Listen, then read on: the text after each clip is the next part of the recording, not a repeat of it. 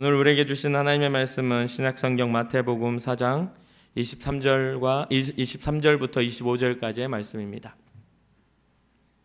마태복음 4장 23절부터 25절까지의 말씀입니다. 우리 다 같이 한 목소리로 읽겠습니다. 시작. 예수께서 온 갈릴리에 두루 다니사 그들의 회당에서 가르치시며 천국 복음을 전파하시며 백성 중에 모든 병과 모든 약한 것을 고치시니 그의 소문이 온 수리아에 퍼진지라. 사람들이 모든 앓는 자 곧 각종 병에 걸려서 고통당하는 자, 귀신 들린 자, 간질하는 자, 중풍병자들을 데려오니 그들을 고치시더라. 갈릴리와 데가볼리와 예루살렘과 유대와 요단강 건너편에서 수많은 무리가 따르니라. 아멘. 우리 고백하십시다. 주님, 제가 여기에 있습니다. 옆 사람 축복합시다. 주님, 제 옆 사람도 여기에 있습니다. 축복해 주세요. 아멘. 우리의 신앙 고백입니다. 우리는 예수님의 사람입니다. 우리는 예수님 안에 있습니다. 우리의 삶에는 예수님의 흔적이 있습니다. 아멘. 아멘. 제가 한 20여 년 전에 설레이는 마음으로 처음 신학교에 이렇게 입학하게 되었는데요. 사실 제가 신학교를 입학할 때 제가 가고 싶었던 신학교였고, 또 거기에 가면 하나님에 대한 그런 공부를 많이 할 수 있겠다. 신학이니까. 그런 생각을 가지고 기대감이 엄청 이렇게 부풀어 오른 상태에서 신학교를 들어갔어요. 그런데 여러분도 알다시피 대학 공부가 1학년 때부터 전공 과목을 배우지 않잖아요. 그러니까 들어가서 2학년 때까지 계속 전공 과목을 배우지 않는 거예요. 계속 교양 선택, 교양 필수 이렇게 그런 과목들을 배우는 거죠. 이 기대감이 크다 보니 실망감도 커지더라고요. 그러면서 많은 선배들, 신앙의 선배들이 많은 좋은 서적을 읽고 신학 서적을 읽고 뭐 공부를 이렇게 해야 된다라고 이야기를 할 때 나도 그래야지 하고 들어갔는데 그런 것들을 배우지 않고 뭔가 방향과 이 신학에 공부하는 것들이 엉뚱한 인문학 같은 것들을 막 배우고 있으니까 실망이 커지니까 혼자 생각하기를 어차피 다 신학도 성경에서 나온 거니까 나도 성경을 한번 읽기 시작해야 되겠다 이런 생각을 했어요. 그래서 군대 가기 전 2년 동안을 진짜 열심히 읽고 또 읽고 성경을 진짜 많이 읽었습니다. 계속 성경책만 읽었어요. 그러니까 학교에서 공부하는 공부에 대해서 관심이 없이 성경책만 계속 읽었어요. 그래서 이 학교의 수업 성적은 굉장히 떨어지고 학사 경고 총을 막 빵빵 맞고 그렇게 된 상황이었어요. 지금의 생각해 보면 참 교만한 생각이었다라는 생각을 해요. 제가 어렸기 때문에 이런 생각을 하게 되었다라는 생각도 합니다. 그런데 반면에 그 2년의 시간이 있었기 때문에 제가 바른 하나님의 말씀에 대해서 바르게 가려는 그 의지와 삶의 목표가 생겼다고도 생각을 합니다. 수많은 믿음의 사람들이 앞서간 그런 흔적들이 많은 책들, 좋은 책들과 또 신앙의 어떤 발자취들을 통해 나타나고 있는데, 사실 그것에 대해서 그걸 읽기 전에 하나님의 말씀을 내가 이해하고 그걸 읽었더니 그게 좀 더 이해가 됐어요. 왜냐하면 개인의 간증이나 개인의 깨달음들을 말씀을 보고 살아가는 삶의 현장들을 이렇게 써놓았기 때문에 사실 잘 와닿지가 않았거든요. 그런데 하나님의 말씀이 이해된 다음에 이 사람들이 하나님의 말씀을 어떻게 이해하고 이렇게 적용했는지가 보이기 시작하더라고요. 누구든지 여러분도 저도 삶의 선택을 할 수 있죠. 선택권을 가졌다라는 것이 누구나에게 주어진 거예요. 그런데 물론 이렇게 살아가다 보면 그 선택권을 가지지 못한 사람들도 있어요. 그렇죠. 억압받고 정말 억눌린 사람들도 분명히 존재해요. 그런데 우리는요, 감사하게도 이 자유로운 나라에서 종교와 또한 신념과 또한 사상들을 선택할 수 있는 그러한 복을 받았습니다. 우리에게 주어진 자유가 많은 것들을 누릴 수 있도록 우리에게 그 자유를 허락하신 하나님의 은혜가 우리의 삶 속에 있는 것을 보게 돼요. 그러면 이러한 선택이 꼭 상황과 환경이 주어져야만 할 수 있는가라는 생각을 할 수 있잖아요. 그런데 이 선택의 폭을 어느 정도로 놓느냐에 따라서 이게 굉장히 달라지죠. 내가 하고 싶은 것을 못하게 되는 것을 억압이라고 생각한다면 선택할 수 없는 거죠. 그런데 내가 뭔가 나의 삶에 있어서 작은 거라도 뭔가를 선택할 수 있는 상황들이 있다면 우리에게는 그 작은 자유가 주어진 거 아니겠어요? 그렇죠? 오늘 나누고 싶은 이 말씀은요, 예수님 시대에 예수님의 사역하시는 그 시대에 이때 당시에 헬라 문화, 로마의 압제 가운데 있었던 이스라엘 백성들 안에, 또 이스라엘 백성과 그 주변 근동 안에, 그 이스라엘 주변 근동 안에 갈릴리와 수리아 지역에 있는 모든 사람들이 예수님이 등장하시고 예수님이 사역을 하실 때 어떠한 선택을 했었는지를 볼 수 있는 그런 모습이에요. 사실 선택이라는 단어를 쓰면서 뭐 아주 복잡하게 뭔가 여러분들에게 뭔가 비교할 만한 그런 것들을 주려고 선택이라는 단어를 쓴 게 아니라, 여러분들이 오늘 말씀을 들으면서 예수님께 나아왔던 사람들과 여러분들 좀 비교해서 여러분들의 지금의 모습, 여러분들의 지금의 기대들을 한번 생각해 보셨으면 하는 마음으로 이 말씀을 준비해 보았습니다. 사복음서는 마태, 마가, 누가, 요한복음을 사복음서라고 해요. 이 사복음서는 예수님께서 태어날 때의 상황과 또 공생애, 예수님이 공적인 삶을 3년 동안에 30살부터 시작해서 33살이 되기까지 3년 동안에 공생애의 삶을 다루며 예수님이 어떠한 삶을 사셨는지, 어떠한 것을 우리에게 보여주셨는지를 기록한 책입니다. 오늘 이 마태복음 4장을 보면, 이 4장을 보면 이 보기 이전에 마태복음 1장에서부터 시작하는 것들을 잠시 보면 1장 1절에 이런 말씀이 나와요. 아브라함과 다윗의 자손 예수 그리스도의 계보다. 이거는 다른 말로 하면 계보란 말을 족보라고도 이야기를 해요. 그러면서 예수님이 오시게 된 그 족보를 쭉 나열을 합니다. 그리고 그 예수님의 탄생의 배경들을 이야기하고요, 또 그 탄생을 하실 때 동방박사가 찾아온 그런 사건들을 또 그 이야기를 합니다. 그 동방박사가 찾아와서 예수님께 영광을 돌린 후 그 동방박사에 찾아온 것을 알고 유대인의 왕이 났다라는 소식을 듣고 왔다라는 그 말을 듣고 헤로드 왕이 예수님을 잡아 죽이려는 그 사건도 기록을 해요. 그래서 찾아왔는데 찾지 못하니까 2살 아래로, 그 때와 시기를 봐서 2살 아래로 남자아이들 다 죽이는 학살까지 성경은 기록을 하죠.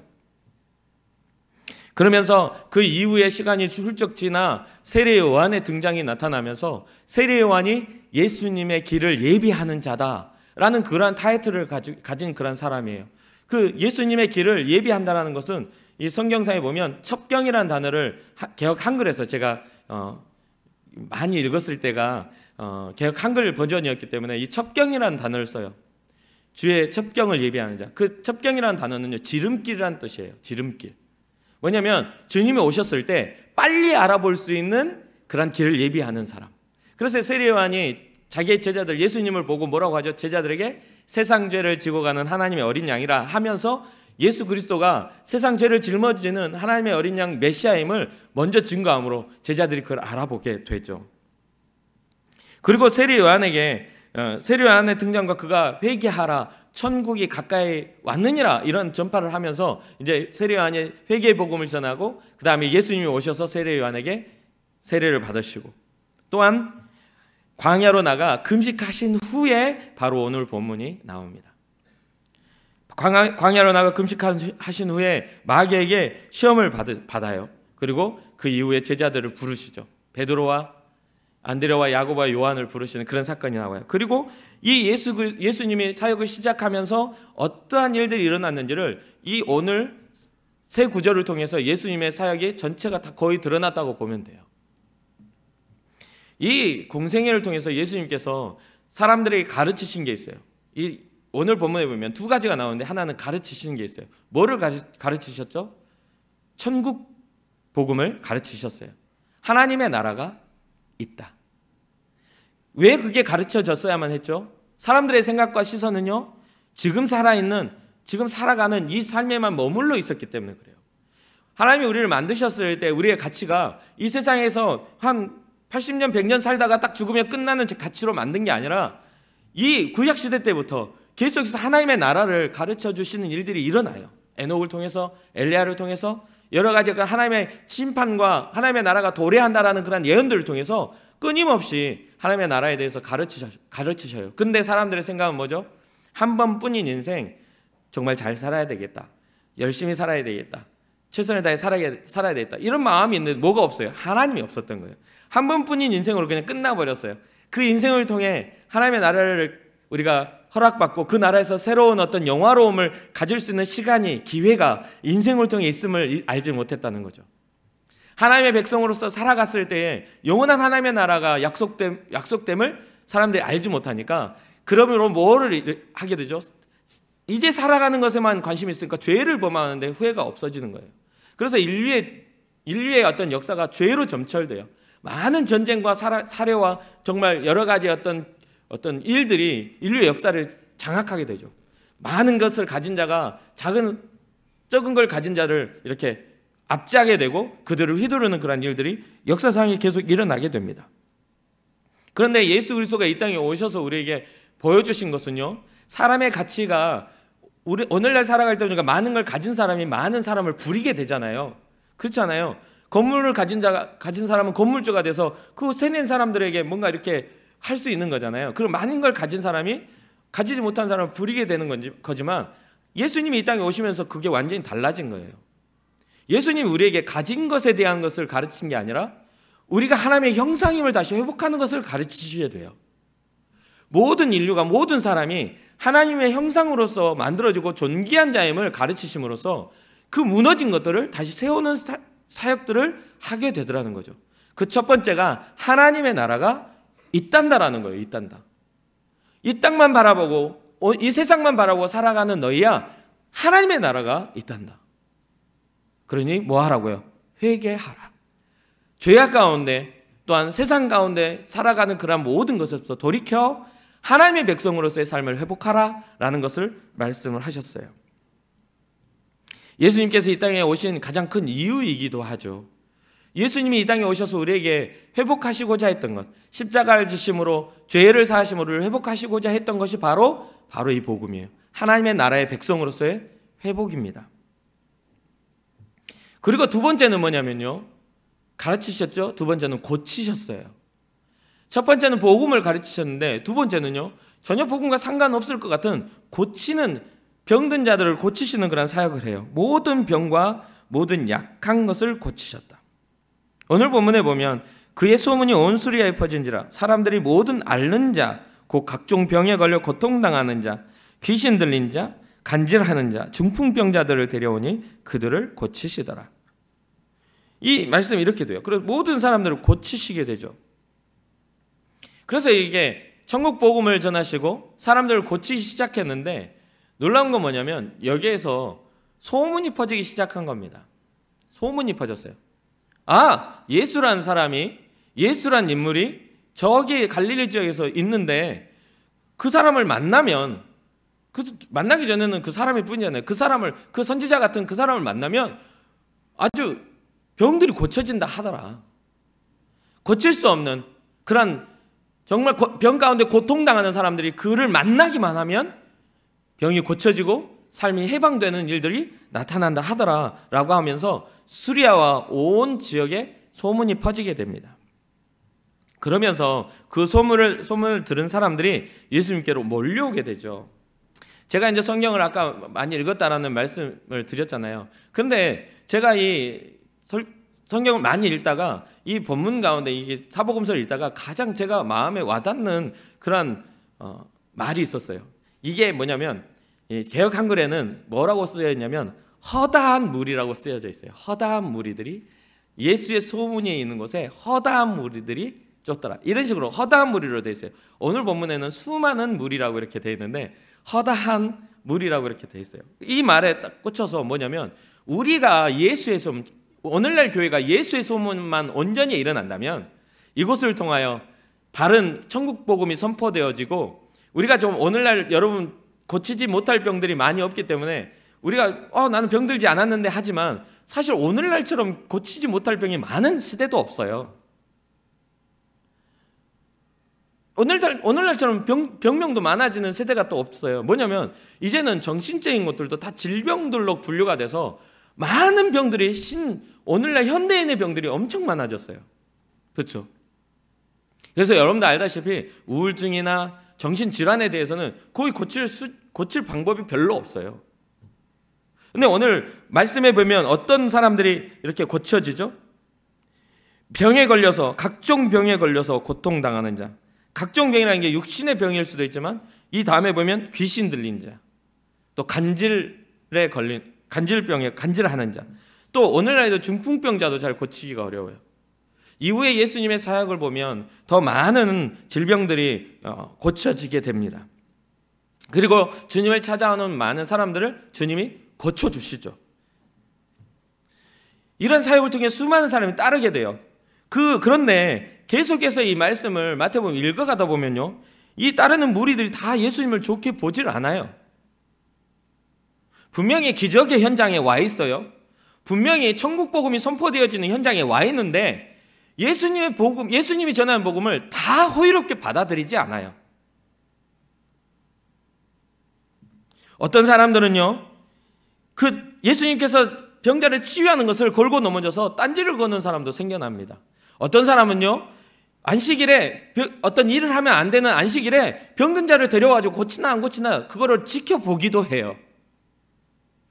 본질적인 것에서 굉장히 멀어져 있으니까 주님의 사역에 어떠한 일을 하시는지를 우리가 깊이 보지 않고 이해하지 않으니까 그걸 어떻게 하나 보자라는 그런 마음들을 가진 사람들도 그 무리 안에 섞여 있었다는 이야기예요. 오늘 제가 말씀드리고 싶은 거는 바로 이거예요. 여러분들은 예배 현장에 나와 있는 이 시간에 어떠한 생각으로 나와 있냐는 거죠. 주님이 어떻게 하시나, 교회 예배가 어떻게 드려지나, 찬양팀은 얼마나 잘하나, 드럼 치다가 좀 틀렸나?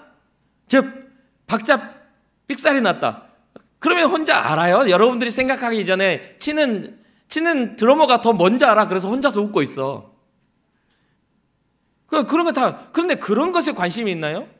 아니면 여러분들이 어떤 세상 속에서 힘들게 살아왔으니 이제는 뭔가 위로받고 뭔가 내가 좀 더 어떤 풍성함으로 이 안에서 있는 어떤 은혜를 받고 힘겨운 일, 그런 것들이 해결되기 위해서 앉아 있나요? 또 어떤 이는 정말 진리의 말씀이 여기 있습니다. 주님, 내가 여기 있습니다. 주의 말씀을 내게 더하여 주시옵소서. 이런 마음으로 앉아 있나요? 각양각색이에요. 그런데 예수님이 그 무리들을 향해서 이렇게 올 때 너는 오지 말고 말 잘 듣는 너희만 따라와, 이렇게 말씀 안 하셨잖아요. 제가 여러분들을 어떠한 자세로 와 있다라는 것을 지적하려고 말하는 게 아니라 여러분들의 마음의 모습을 혼자 들여다보고, 몰라요, 저는 어떤 마음으로 오신지 몰라. 그런데 들여다보고 여기 말씀이 전해진, 말씀이 기록한 그 상황 속에 은혜 받은 자의 자리에 내가 있었으면 좋겠다는 생각을 해요. 은혜 받은 자의 자리에, 은혜 받은 자의 선택을 내가 했으면 좋겠다는 생각하는 거죠. 여러분들의 마음이 좀 더 주님 앞에 가까이 와 수많은 사람들 중에서도 기적을 맛본 자의 자리에 있기를 축원합니다. 정말 수많은 사람들이 구경꾼들 속에 주님의 옷자락을 만진 사람이 되기를 주님의 이름으로 축복합니다. 그리고 수많은 사람들이 막 주님이 온다는 소식을 들으니까 보려고 해도 안 보여. 뽕나무에 올라가가지고 주님을 쳐다보고 있는 세리장 삭개와 같은 그런 열정이 있기를 소망합니다. 그때 주님이 찾아오셔서 삭개오야 내려와라. 누가 내 옷을 만졌냐? 나에게서 능력이 나갔다 하는 그런 기적의 일들은 그것을 바라고 기대하는 사람들에게 나타났음을 우리가 알 수 있잖아요. 주님을 기대하는 마음이 우리에게 있는가를 좀 우리가 생각해 봐야 될 거라는 거죠. 그렇다면 우리가 주님을 기대한다면 먼저 무엇을 기대해야 하냐 이 말이에요. 주님이 병을 고치시기 전 무엇을 선포하셨어요? 천국에 대한, 하나님 나라에 대한 선포가 있었잖아요. 그럼 우리는 이 자리에 나올 때 우리의 문제가 해결되기 이전에, 우리의 아픔이 해결되기 이전에 하나님 나라가 내게 회복되기를 위하여 기대하는 사람들이 되어야 된다는 거죠. 하나님의 나라를 회복하시기를 주님의 이름으로 축복합니다. 그런데 이 두 부류로 나눠지는 이유가 제가 고민을 해봤어요. 왜 어떤 무리 중에 어떤 사람은 이렇게 병 고침을 받기 위해서 막 아픈 사람, 병든 모든 앓는 사람들이 다 고침을 받았다는데 그 사이에 많은 사람이 껴가지고 그런 이상한 사람도 껴 있었을까? 라고 했더니 성경이 뭐라고 했냐면 스스로 의롭다 생각하는 사람, 자기는 율법대로 잘 살아가고 의롭게 살아간다 생각해서 주의 은혜가 필요 없어. 예수 그리스도의 복음이 천국 복음 필요 없다고 생각하는 사람은 그것을 뭐하죠? 재단하고 잘라서 이건 내 말씀이 아니야. 이건 나에게 하는 말씀이 아니라 저기 저 옆에 있는 저 권사가 들어야 되겠네. 저기 옆에 있는 저 뒷자리에 앉아있는 저 믿음 없는 청년들이 들어야 되겠네. 저 졸고 앉은 청년들이 들어야 되겠네. 이렇게 생각하는 그런 경우들이 생겨나는 거죠. 복음이 나에게는 별로 의미가 없이 누군가 필요한 사람이 있겠지라고 생각하는 거예요. 그리고 또 한 부류는 뭐냐면요, 자기는 병든 자가 아니라고 생각하는, 건강한 자라고 생각하는 사람들이었어요. 주님이 말씀하시는 병의 치유는요, 먼저는 죄에 대한 해결이었어요. 네 죄가 사함을 받았느니라. 그것은 뭐를 의미하냐면 천국의 회복됨을 의미해요. 하나님이 우리를 바라보실 때 우리의 병듦은요, 불순종으로 인하여 죽을 수밖에 없게 만들어진 사망의 병이에요. 사망의 병. 아담이 하와가 선악과를 따먹을 때 먹자마자 독사가 와가지고 이렇게 해서 죽은 게 아니잖아요. 영원히 하나님 앞에 영화로웠어야 할 그 모든 그 영화로움을 잃게 되므로 시간의 한계를 겪게 된 거잖아요. 흙에서 왔으니 흙으로 다시 돌아가야 하는 죽음이 선언이 된 거잖아요. 그런데 오늘날 여러분도 저도 혹시 정말 그렇게 생각하나요? 우리는 죽음을 향해 달려가고 있기에 최선을 다해야 된다는 그런 생각을 하고 있나요? 주님이 우리를 살리시기 위하여 예수 그리스도를 보내주신 건 우리의 육체의 질병을 낫게 하시기 위한 게 아니라 우리의 육체로서 얻을 수 없는 영원한 생명을 얻게 하시려고 이 땅에 오셨음을 먼저 배워야 한다는 거죠.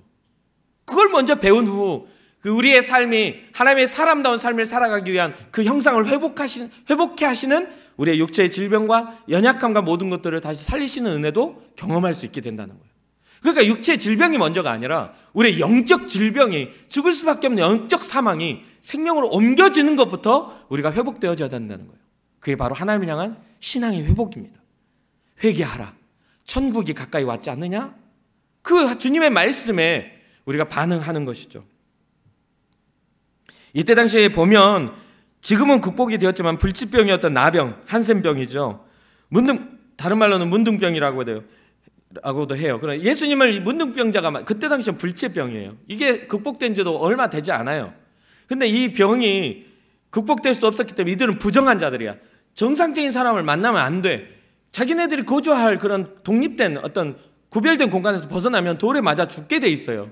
이게 저주받은 병이라고 했기 때문에. 근데 주님을 만난 순간 나병이 낫게 되고, 또한 믿음으로써 자기의 하얀의 병을 낫게 하고자 백부장이 찾아와서 주님이 가시려고 할 때 뭐라고 했어요? 안 오시고 말씀만 하시면 병이 낫겠습니다라고 할 때 그 믿음을 보였던, 나도 위에 있는 사람이라 내 밑에 있는 자들에게 명령만 하면 됩니다. 주님 명령만 하시면 나을 줄 믿습니다. 믿음을 드렸던 백부장. 군대 귀신을 걸린 사람이 막 무덤 사이를 지나가며 자기 몸을 찢고 막 얽매여 있던 것들을 막 하고 있을 때 주님을 만나고 그 군대 귀신을 몰아내주셨던 그런 사건. 그건 누군가 의뢰한 것도 아니에요. 주님의 눈에 발견되어졌기 때문에 그 사람은 치유를 받게 된 거죠. 또한 혈류증을 앓았던 12년 동안 앓았던 여인, 소경 바디메오, 조용히 하라고, 거지야 조용히 해 라고 했을 때도 다윗의 자손 예수여 나를 불쌍히 여겨달라고 소리 질렀던 소경 바디메오처럼 우리의 중심과 시선이 예수의 소문을 들었다면 기대감을 가져야 되는 거잖아요. 기대감을.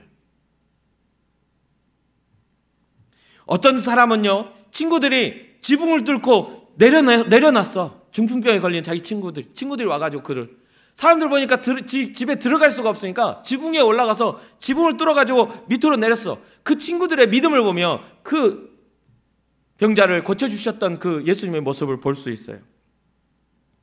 아무도 돌보지 않아서 38년 동안 누워있던 병자를 주님이 만남으로 그가 병이 고침을 받습니다. 스스로 살아갈 수 있는 사람들이었지만 주님의 소문을 듣고 주님을 만나는 순간 주님은 구원자가 되어주셨다는 거예요. 사랑하는 청년 여러분, 예수님의 소문이 여러분들의 발걸음을 옮길 수 있는 소망이십니까? 여러분들 진짜 누군가 말하지 못할 눈물 난 일들 있을 수 있어요. 아니, 보니까 아침엔 즐거운데 저녁에 불행하고 점심에 불행하고 저녁엔 죽을 것 같은 삶을 사는 것도 우리네 인생이에요. 아니 5분 전에 행복했는데 5분 뒤가 불행해질 때도 있어. 그렇잖아요. 그런 일들이 겪어졌을 때 우리는 절망하고 실망하여서 우리의 삶 속에서 맨 불평하고 넘어지겠어요?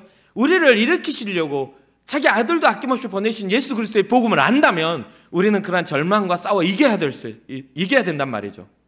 그래서 적어도 예수 믿는 사람들은 우울한 감정과 우리를 공격하는 세상의 어떤 그런 것들에 약으로서 그걸 대처하면 안 된다고 생각해요. 저는 우울한 생각이 일어날 때 기도해야지 왜 약을 먹어요? 그것은 우울한 감정을 해결할 수 있는 게 아니라 가라앉혀 놓는 거잖아요.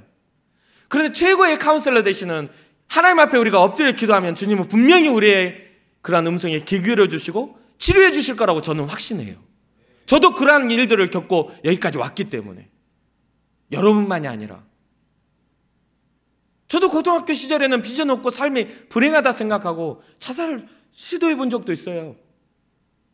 자살을 시도해 봤어요. 한 20분 정도 정신을 잃었다가 깨어났어.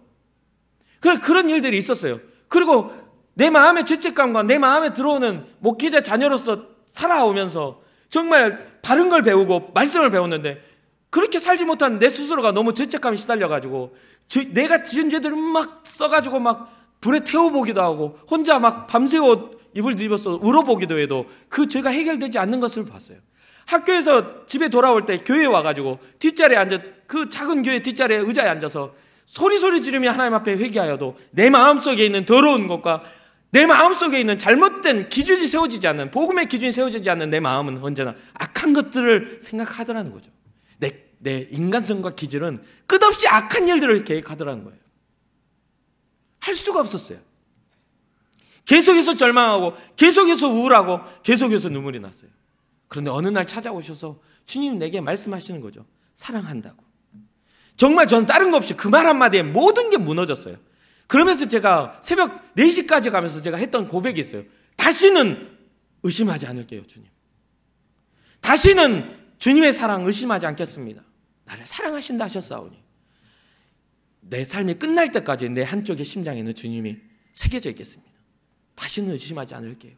이러한 고백을 했던 기억이 납니다. 그때 고등학교 2학년 2학기 1학기가 끝나고 여름방학 때예요. 사랑하는 청년 여러분, 여러분들은 어떠한 기대감을 가지고 주님 앞에 서 있냐 이 말이에요.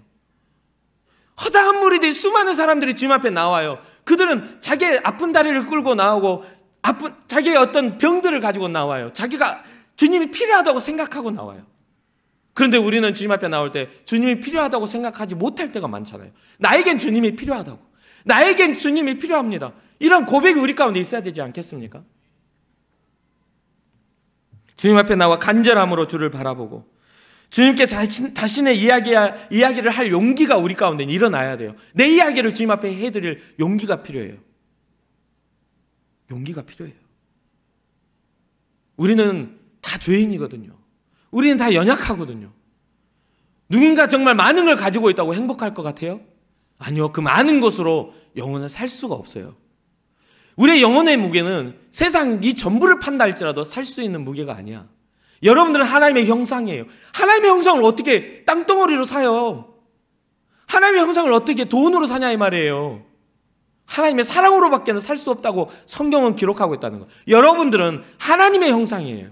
그렇기 때문에 여러분들이 여러분 자신을 소중하게 여겨야 되는 이유가 여러분 자신을 소중하게 여긴다니까. 좋은 옷을 입고 좋은 걸 좋은 시계를 차고 좋은 차를 타고 편안하게 사는 삶, 나에게 이제 보상하는 그런 것들을 더 많이 주라는 이야기가 아니라 하나님의 사람으로서의 삶에 하나님이 우리를 존귀하게 만드는 삶의 의미를 발견하라는 얘기예요. 발견하라는 얘기. 우리는 두 가지의 시민권을 가지고 있죠. 하나는 이 땅의 시민권이지만 또 하나는 하나님 나라의 시민권이잖아요. 사랑하는 청년 여러분, 여러분들의 삶에 있어서 예수 그리스도의 이야기가, 예수 그리스도의 십자가가 허황된 말이 되지 않기를 주님의 이름으로 축복합니다. 여러분들의 삶의 스토리가 주님과 함께하는 스토리가 되기를 소망해요. 주님을 빼버린 여러분들이 잘 나가고 여러분 돈 많이 벌고 여러분들이 성공했다 이런 이야기 주님 앞에 아무런 의미가 없어요. 아무런 의미가 없어요. 여러분 비행기 타고 가면서 밑에 쳐다봐요. 잘난 사람 보여요? 높은 건물이 보여요? 다 점이야, 다 점. 지금 우리의 사는 삶은 주님의 발등상임이라고 했는데 성경에. 아니 조금 이건 말도 안 되는 그런 가치에 그렇게 위에서 우리 비행기만 타서 봐도 아무것도 아닌 존재인데 하나님 보셨을 때 우리가 얼마나 가치 있겠냐 이 말이에요. 그런데 하나님은 그러한 존재들에게 가치를 부여하고 자기의 아들 독생 아들까지 아낌없이 보내주셨다는 거예요. 사랑하는 청년 여러분, 여러분 정말 귀하신 분들이에요. 여러분들은 정말 하나님의 사람들입니다. 그것을 회복하시기를 주님의 이름으로 축복합니다. 우리는 몇 가지 질문을 정말 우리 자신에게 해볼 필요가 있어요. 여러분들은 예수님을 어떤 분으로 알고 계신가요?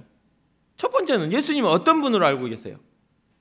그냥 어쩌다가 뭐 소문 듣고 찾아본 오늘 말씀 제목이 풍문으로 들어서잖아요.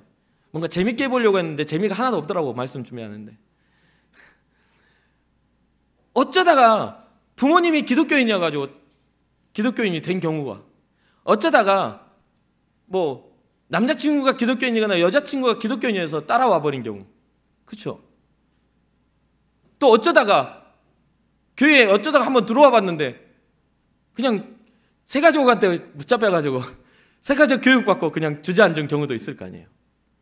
여러분들에게 예수님의 어떤 소문을 가지고 예수님 앞에 나와 있습니까? 여러분들이 들은 소문은 무엇입니까? 예수님도 제자들에게 물어보시죠. 다른 사람들이 나를 누구라 하더냐? 그렇죠. 사람들이 하는 이야기겠죠. 혹은 뭐 엘리야다. 혹은 뭐 모세다. 뭔가 어떤 선지자다. 위대한 인물이다. 이런 이야기할 때 그럼 너희는 나를 누구로 하느냐? 그때 우리가 뭐라고 해야 돼요? 우리는 주는 그리스도시요 살아계신 하나님의 아들이십니다라는 고백이 나와야 되는 거 아닙니까? 그런데 여러분 보세요. 여러분들의 지금의 모습이 주님이 여러분들의 살아계신 하나님의 아들이신지 그런 고백이 여러분들 마음까지 있는지를 점검하라는 이야기예요.